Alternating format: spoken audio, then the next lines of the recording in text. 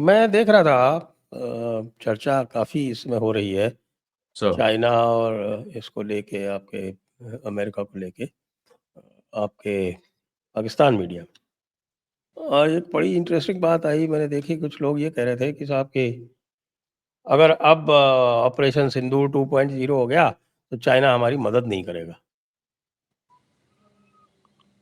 बिल्कुल। वो वो, वो इसलिए कह और रहे हैं सर कि वैसे इसको अगर देखा जाए तो जितने सर भी इनके जो डिस्ट्रक्शन हुआ था, खासतौर से एयर डिफेंसेस का, वो कुछ भी अभी तक रिप्लेस नहीं हुआ है। जबकि ये शुरू-शुरू में तो कह रहे थे बड़ी तेज़ी से कि बस अब तो JF-35 आने वाला है और पता नहीं क्या-क्या होने वाला है। और उस HQ-9 की जगह HQ-19 ले लेंगे हम, HQ-16 की जगह।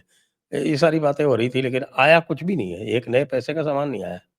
सर जो वो कुछ भी आएगा आया है वो भी। अमेरिका से आया है, हाँ, जो नूर खान को च- बनाने में ये यूज़ कर रहे हैं। यस, चाइना से नहीं आएगा सर, बिकॉज जब चाइना ने हमारे साथ हाथ मिलाया हुँ। तो J-35 पहली कैजुअलिटीज J-35 हुई। उनके फॉरेन मिनिस्टर ने बोला कि हमने J-35 की कोई कमिटमेंट नहीं की है, खत्म। उधर से जो अमेरिका ने $500, अभी जो खबर आ रही है कि अमेरिकन ने आके राइट फ्रॉम एंड में अभी तक वो अपना पूरा इक्विपमेंट जो जो रिपेयर हो सकता है उसको रिपेयर किया। $500 मिलियन लगाए हैं अमेरिका ने। और उसमें उन्होंने ये शर्त रखी कि चाइनीज इंजीनियर्स और चाइनीज इक्विपमेंट रिपेयर करने वाले हमारे आसपास नहीं आने चाहिए।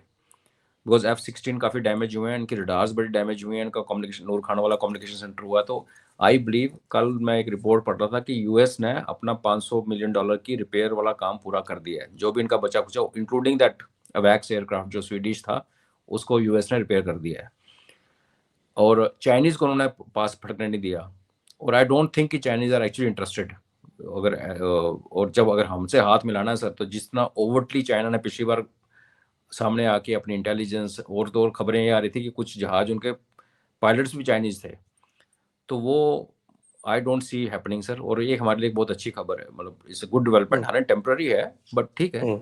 और अमेरिका नहीं, वो जो क्योंकि एक जो भी ब्रीफ रेजिस्टेंस था पाकिस्तान का, उसमें जो चाइना की जो रियल टाइम इंटेलिजेंस शेयरिंग थी, वो भी थी। बड़ी इंपॉर्टेंट थी एक्चुअली। वो जो पहले दिन जो इन्होंने कहा कि हमने ये कर दिया, रिफाइल करा दिए, उसमें जो भी कुछ जो हम पे जो रिएक्शन आया, वो it was all Chinese intelligence based और सैटेलाइट बेस्ड। और अगर आपको थोड़ा थोड़ा ध्यान होगा, कुछ दिन पहले हमारे इंडिया ने भी अपना जो एंटी सैटेलाइट का जो हमारा प्रोग्राम हमने टेस्ट करके देखा हुआ ऑलरेडी, उसको उसकी बातें होनी शुरू हो गई थी। तो वो भी एक स्टेटमेंट था कि ठीक है, अभी आपको अंतरिक्ष में निपटेंगे। बट चाइना नहीं करेगा सर। बिकॉज अगर हमारी और चाइना की दोस्ती आइसोलेशन में होती तो शायद हम सोचते कि हमसे भी दोस्ती करेगा और इनकी मदद करेगा। हुँ, चाइना की हमसे दोस्ती जो हुई वो तो एक पार्ट है, चाइना की जो अमेरिका के साथ पाकिस्तान के अंदर गेम खेली जा रही है, उसे वो बहुत हुँ, रुष्ट है।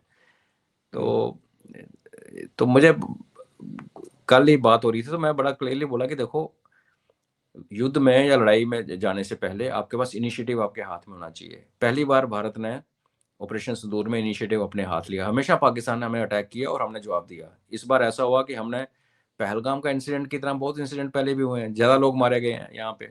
तो उसको आप एक ट्रिगर माने, लेकिन लड़ाई जो हमने शुरू की पहली बार, आज तक हिस्ट्री में से हुआ नहीं था।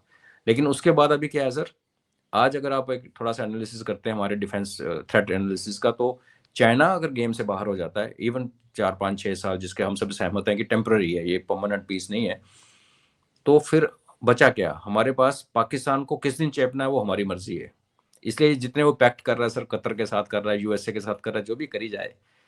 तो मैंने भी ऑफ लेट एक नया सेइंग मजाक मजाक में डेवलप की है कि अमेरिका हो, कतर हो, सऊदीज हो, इट्स लाइक कि वो पाकिस्तान को एक खुंटे की तरह देख रहे हैं, अपनी भैंस लेके बांध रहे आ रहे हैं।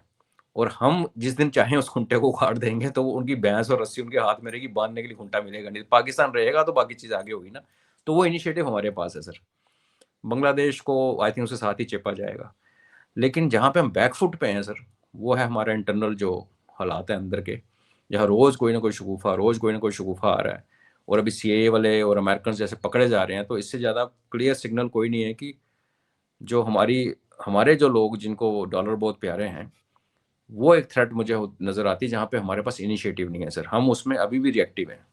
हालांकि सरकार बहुत काम कर रही है सर, कहने को तो देखो तो वो एक टाइम आया था रेलवे के एक्सीडेंट होने शुरू हो गए थे सर, एकदम बंद हो गए, तो किसी ने काम तो किया है, ऐसा तो नहीं है।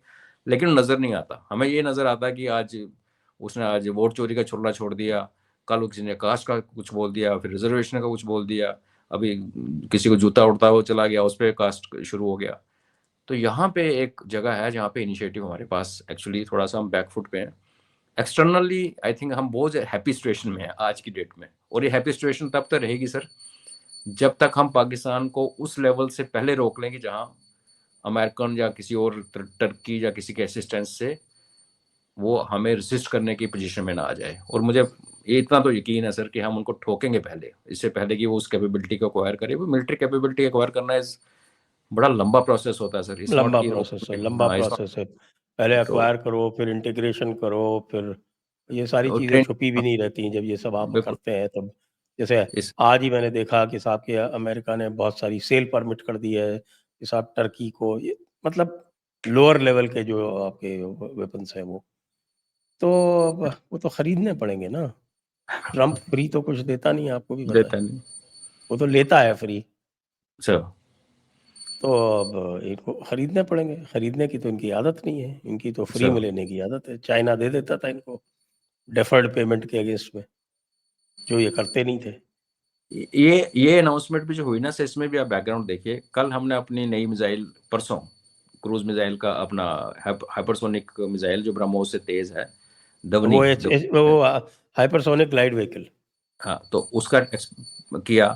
कल ये खबर आई थी सुबह कि Su-30 के साथ हम लोग एक नई मिसाइल इंटीग्रेट करने की कोशिश कर रहे हैं। तो मीटियोर। शाम होते होते, हाँ, तो शाम होते होते वहां से शुरू। तो ये वही बात है कि बोलना ठीक है, अमेरिका की अपनी प्रोडक्शन कैपेबिलिटी क्या है सर। और जैसे अमेरिका बढ़ रहा है, ताइवान को तो प्रैक्टिकली डिच कर चुका है, बट वेस्ट एशिया में फंसा हुआ है वो। उसने ईरान के साथ जो ड्रामा करना है यूक्रेन में, वो कितने बनाएगा मिसाइल्स, कितनी बेचेगा, और लाइक आपने कहा कि खरीदने की औकात कितने लोगों में है, वो बहुत लंबा प्रोसेस है। तो किसी सूटेबल टाइम पे I think India will strike. और ये जो अभी महीने अगले 4-5 तो ये है ही हमारे कैंपेन सीजन। मेरा हमेशा लड़ाई सितंबर के बाद शुरू होती है भारत पाकिस्तान की। कारगिल को छोड़ के वो पहाड़ों में लड़ी गई थी, अदरवाइज हमारी सारी मिलिट्री कैंपेन्स सितंबर, अक्टूबर, दिसंबर में लड़ी गई।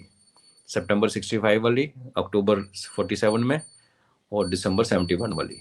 ये कैंपेनिंग सीजन है। बरसात खत्म हो जाती है, टैंक्स वगैरह आराम से चलते हैं। हालांकि मुझे लगता नहीं कि हमारा कोई इरादा है पाकिस्तान के अंदर अपने जवानों को भेज के मरवाने का। और इसलिए आप देखेंगे कि जो लेटेस्ट प्राइवेट सेक्टर खुला है डिफेंस प्रोडक्शन के लिए, सबसे ज़्यादा आर्टिलरी और रॉकेट्स एंड मिसाइल्स, इनको प्राइवेट सेक्टर को इनकरेज किया जा रहा है। बिकॉज आई थिंक इंडिया वही लॉन्ग रेंज लड़ाई लड़ना चाहता है, जो कि होना भी ऐसी चाहिए। हमने किस लिए जवान मरवाने हैं लाहौर भेज के, रावलपिंडी भेज के, वैसे ठोक देंगे।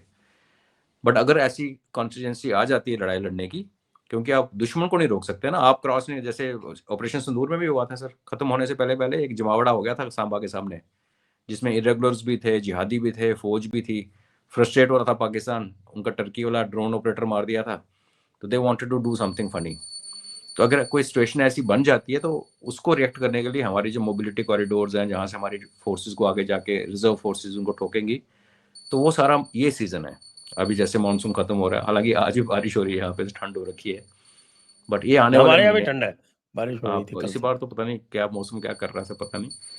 तो ये आने वाले जो तो 2-3 महीने हैं, ये उसको हम कैंपेनिंग सीजन बोलते हैं फौज की लैंग्वेज में। तो सब डॉट जुटते हुए नजर आ रहे हैं सर, बाकी देखते हैं।